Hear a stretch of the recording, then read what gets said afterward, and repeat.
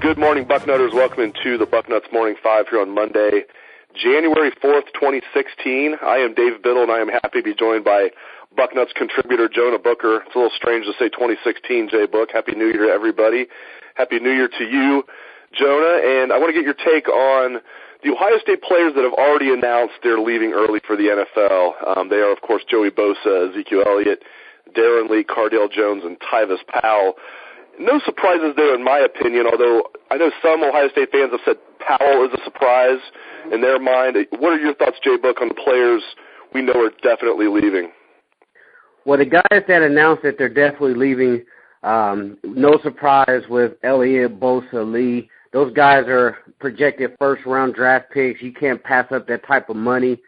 Tyvis Powell is the interesting one. As you mentioned, a lot of people are surprised that he declared for the NFL draft. I'm actually not surprised, and the reason being is Tyvis Powell for the last 2 years, a lot of people don't know, but he's been playing the game banged up. He had a separated shoulder that requires shots every week just so that he can suit up. He's had broken fingers, all kinds of miscellaneous injuries. He's gutted it out. At this point, he said, I've accomplished everything that I can accomplish at Ohio State as far as being a captain, winning a national championship.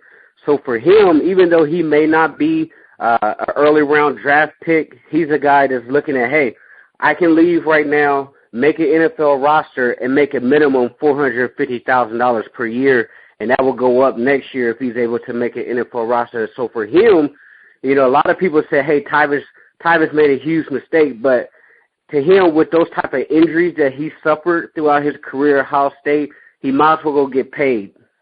And he has a degree already from The Ohio State University, so that was pretty cool when he announced it on Twitter yesterday that he thanked Jim Tressel for recruiting him and offering him, and thanked Urban Meyer for developing him into a man. Just kind of thanking both those guys. Can you imagine two better coaches to kind of, have recruit you and then mold you? I mean, what a cool story it's been. I was always a critic of Tyvis on the field. To hear what you said about him battling through injuries, we always knew he was a great guy. Probably the best guy on the team to interview, just so charismatic, such a great Buckeye. But I was critical of him as a safety. He had his moments where I thought he played well, but hearing that he was banged up as much as he was, that gives me even more respect for him, so I wish him very well. And then switching gears, by the time this show airs, maybe one of these guys or two of these guys or all of them will have announced their decision. But I want to get your take, J-Book, on the four guys that might or might not come back next year: Eli Apple, Von Bell, Jalin Marshall, or Mike Thomas. Are any of those guys going to come back in your mind? At this point, Dave, it's a mass exodus. I would be shocked if any of those guys came back, including Jalin Marshall. I mean, the speculation has been out there for weeks that Marshall's been eyeing the NFL. Von Bell, he's gone. He's projected a second-round pick.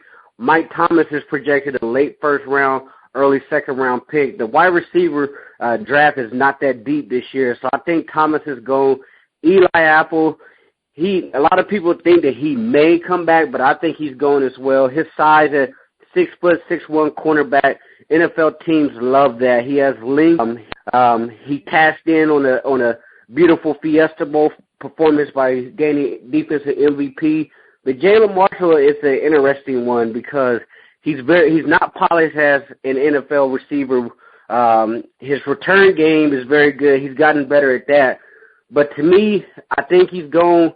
But that's a situation where I'm like, Jalin, is that the right decision? Is that what you really want to do? But at the same time, from the outside looking in, a lot of people really don't know what situation he may be in. He may have, certain family situations where he needs to take care of people financially. So, a lot of things go into these decisions, but whatever they decide to do, I wish them nothing but the best because those guys have definitely represented Buckeye Nation well. Amazing. There could be 9 early entries to the NFL from Ohio State. Not 9 draft picks from Ohio State, 9 early entries to go along with the seniors, like Taylor Decker, Elvis Washington, and others that are going to get drafted. Go ahead. Yeah, I was going to tell you, now that you mentioned that, the beautiful thing in that is you're going to see Ohio State in this year's draft with more players drafted than Michigan combined since 2011. Think about that. Well, they're going to challenge for their own record from that 2004 draft class, that group that won the national championship in 2002, then came back for their senior year. Most of those guys, and they set the all-time record. I think this group's going to challenge that record. That's for sure. It's going to be a lot of fun. And much like that 2004 group, we're talking about a lot of first-round, second-round, third-round picks. That's where most of those guys went. Donnie Nicky, I think, went in the 5th round. He might have been the latest of that group. And, a lot of first, second, third-round picks from that group. There's going to be a lot of first, second, and third-round picks from this group. Joey Bosa could go first overall. I think there's no doubt Ezekiel Elliott will be the first running back taken, will be a first-round pick. And we'll see from there. I think Darren Lee will be a late first-round pick. And we'll see. I hope one of these guys comes back, like Eli Apple surprises me or Jalin Marshall surprises me. But, I'm with you. I think probably all 9 of those guys are gone. We know 5 of them are gone. We'll see about Apple, Bell, Marshall, and Thomas. Before I let you go, Jay Book, I'm feeling good about Ohio State basketball all of a sudden. Not great, but certainly better than I was earlier in the year. Buckeyes with a 75-73 win at home over Illinois last night. 27 points and 7 boards for Mark Loving. Buckeyes now 2-0 in the Big Ten. They are 10-5 overall. This is 6 straight wins for Thad Matta's team, including that big win over Kentucky that really turned the season around. I think Austin Grandstaff's exit also helped for some reason. I don't want to put it on him, but you never know about chemistry. Cam Williams has stepped up ever since then. Jonah, I still don't think they're going to make the NCAA tournament. I think they're going to be a hell of a team to beat in the NIT. But you know what? I think they'll be excellent next season, and they've made this season exciting all of a sudden. It's a fun, young, talented team, Jay Book. They're a young, talented team. They're actually starting to catch a little fire. As you mentioned, 6-0 win streak, 2-0 in the Big Ten. Loving has the high hand, get into his ball. And you're talking about a young team that's trying to come together. I don't know, Dave. You're calling NIT, but if these guys continue to develop and gel, you never know. They might make a run come the regular season. I think if these guys can, get to 20, 25 wins, they have a shot. Then you have the Big Ten tournament coming up. So as they continue to progress, it's going to be contingent on how Thad develops that young talent. And right now, these guys are starting to build that confidence, and you start having a young team. As Stan Drayton likes to say, the guys are so young, they don't know that they don't supposed to know. So these young guys that are out there playing, they don't know, what other people are saying about them. So to them, it's just, hey, let's go out and play some basketball. Let's ball out, and let's enjoy our time at Ohio State University.